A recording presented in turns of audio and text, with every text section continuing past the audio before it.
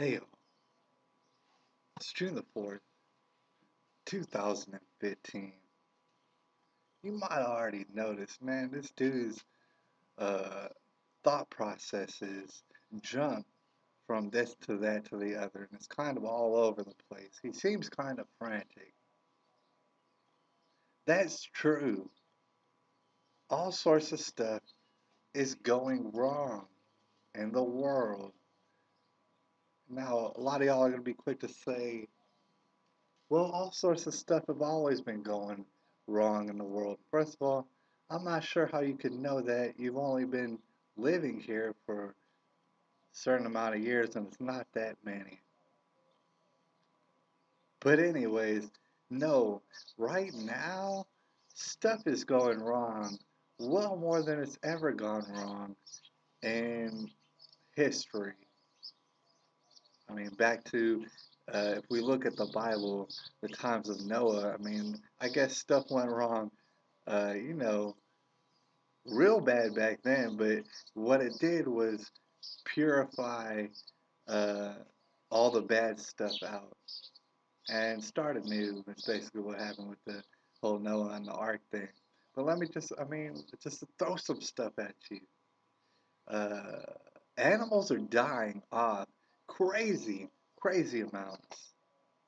You can look it up over the past month. They've just been dying off. Fish have been dying off. Birds have been dying off. Antelopes have been dying off. All sorts of animals uh, are dying off in the thousands, sometimes in the millions, all over the earth recently. That might be something to look at. You know what I'm saying? Uh, GMOs are taking over everything, and they want to take over everything to the point where you can't even have uh, nothing on the label, man. Don't you write anything on the label. Yeah, we GMO'd everything, everything. But don't you worry about it. You know what I'm saying we sprayed all sorts of chemicals on there, and but don't worry, we GMO'd it to where the chemicals won't kill the plants, but they'll kill everything around the plants. Don't worry about that. Childhood cancer skyrocketing. Yeah, got billboards up like with St. Jude and all that, talking about, man, we want to make it to where 90% of childhood cancer is survivable. Donate money to us for our cause and stuff. No, childs should not be having cancer. I don't think you think you're gonna pull the wool over my eyes. No, children should not be getting cancer, and you're not even focusing on that fact. St. Jude and whoever else wants to take up money for childhood cancer. It shouldn't be happening. The Ring of Fire, basically on full tilt. It's going mad nuts right now. Right, Fukushima only seems to be getting worse. For all y'all people who want to move to Japan, good luck. Fukushima doesn't sound very good for you, right? There's people who are dead set on having Hillary Clinton become the president of the United States. That would be what, a fourth or fifth term for the Bush administration? Let's think about it. I mean, come on, do I have to explain that to you? You got Bush, Clinton, Clinton, Bush, Obama, then Hillary. That'd be seven. That'd be seven in a row for the Bush administration. They're like this with the Clintons. They're like this with the Obamas. They are like this with the Osamas, and that's on record. Or maybe Obama would just go ahead and take a third term. I mean, he really doesn't follow the law at all. And the president of the United States simply does not follow the law hardly ever. I mean, he breaks the law more times than I can imagine before he gets out of bed. Yes, he's a homosexual. Yes, on record, he's been known as a homosexual. Yes, he smokes crack. All sorts of things. Nothing he does is legal. right? Meanwhile, the San Antonio every single San Antonio politician, I've already torn down. I'm going to continue to tear down. Why? Because they don't have an opinion. How is it you can be a politician and not have an opinion on anything? You just go with what you're told, and you're told how to say it. That's it. You are getting diabetes, but you don't care. You're just getting that money. Not thinking much about. You're just saying whatever it is they want you to say. Every single politician in San Antonio, none of them have opinions. Saying there's going to be a war in Russia. Wait, no, there is a war outside of Russia that no true American wants to have anything to do with. But yet and still, it will be increased to the point of our oblivion. Period. There's no stopping it because if you try to stop it, the powers to be, executive powers, are going to go ahead and fire as many generals as it takes. They'll fire the whole lot of them if that's what it takes to get us into war with Russia, a war that we couldn't possibly want any less. A war that we need just about as much as a hole in our dang stomachs collectively. Economic collapse has been predicted by, God dang it, a whole slew of people.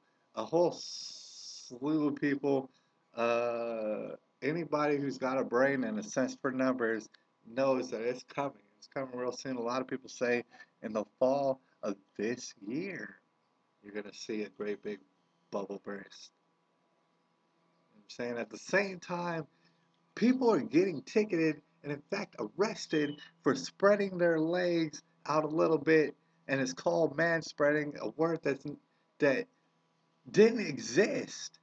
They made it up and started doing campaigns and putting all sorts of money into it in New York City and places like that. And now you can't spread your leg more than 3 inches to get comfortable or anything on the subway, or else you're a criminal. Uh, you know what I'm saying? A lot of people, they like to say, "Oh, I'm not worried about surveillance because I'm not a criminal. I don't do uh, criminal acts, so I have nothing to worry about." Yes, you do, because perverts are watching you, for one, and they got all sorts of money and power to do whatever they want, for two. Secondly, they will make up words and say that you're doing these words and then call you a criminal. That's how easy it is. A lot of people might say, "Oh, you're crazy, they'll never do that." They already done it. They've been doing it. It's called man spreading. That's just one example. Lesbian and gay people are trying to take our rights. The thing is, everybody's like, oh, there's some people like who are lukewarm, standing on the fence in the middle. And they're gonna be like, oh man, don't worry if they want to get married. Just have them do whatever they want. Marriage is terrible, and it's a horrible, terrible idea that nobody needs.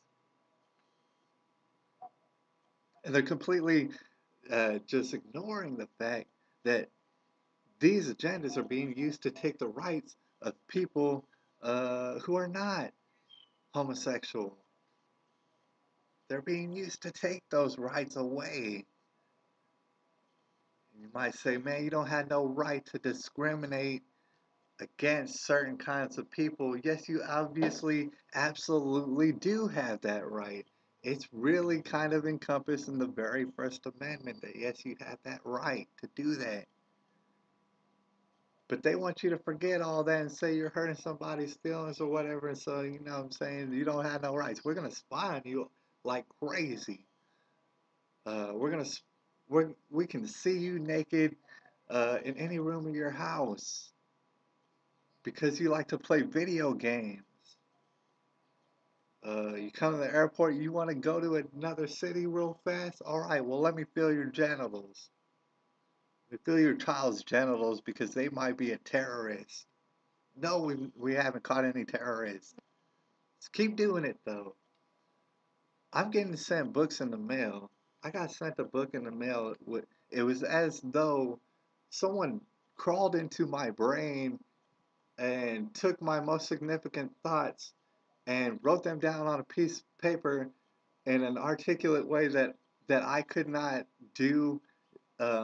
They went ahead and did this, printed it up in a book, and sent it to me in the mail. Is something weird not going on?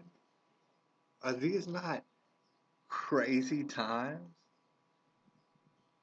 Does the Bible not describe these things in great detail? I know a lot of people are going to be looking at me. They want to do anything that they can besides follow Christ. Sometimes people get uncomfortable. Other times, other people will look downright enraged when they see simply the image of Christ. A lot of people will look at me and say, "Hey, look, you're isolating yourself. You know, less and less people every day, um, and you keep clinging to Christ. And that seems like it could be destructive. This seems like it could be a trap, clinging to Christ. They see it as a trap that I might be falling into when it's the exact opposite. Now, I read a book one time. I think it was The Politically Incorrect Guide to Socialism.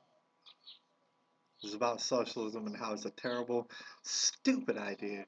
It's basically an idea that is suicide. And it described all the ways in which socialism has failed and will always continue to fail. But it also went into other details, such as the fact that socialism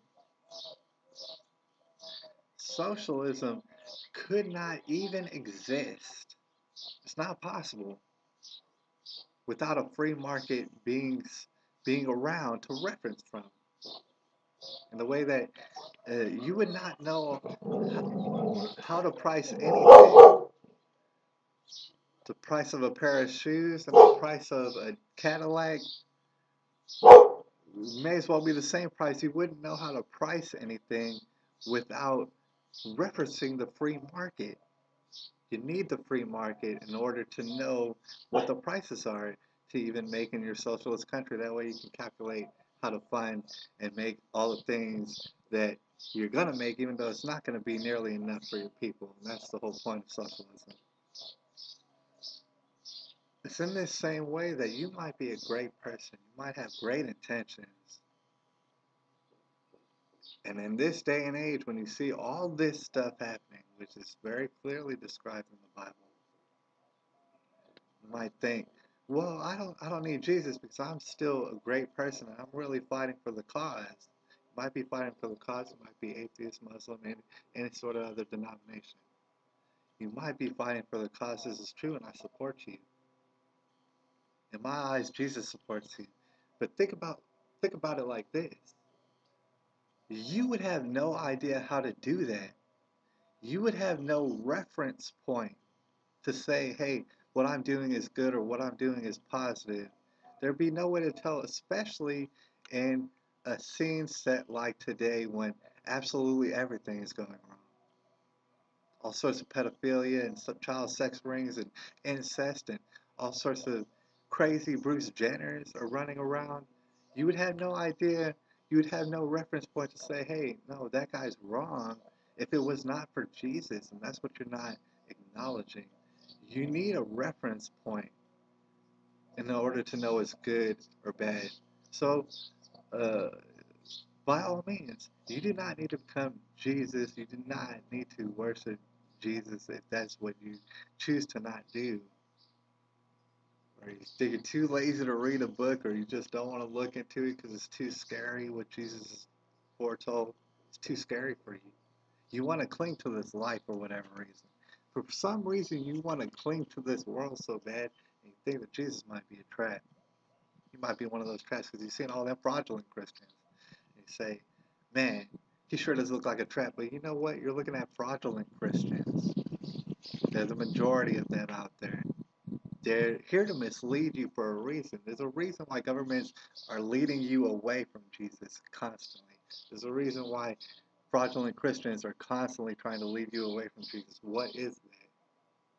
Remember that he is the reference point to knowing what's good and evil, whether or not you're a Christian. So you might want to line yourself up because here's the thing. He said he's going to come down and he's going to destroy everything. Everything. You need to be saved. That's what he said. You might want to start thinking about that.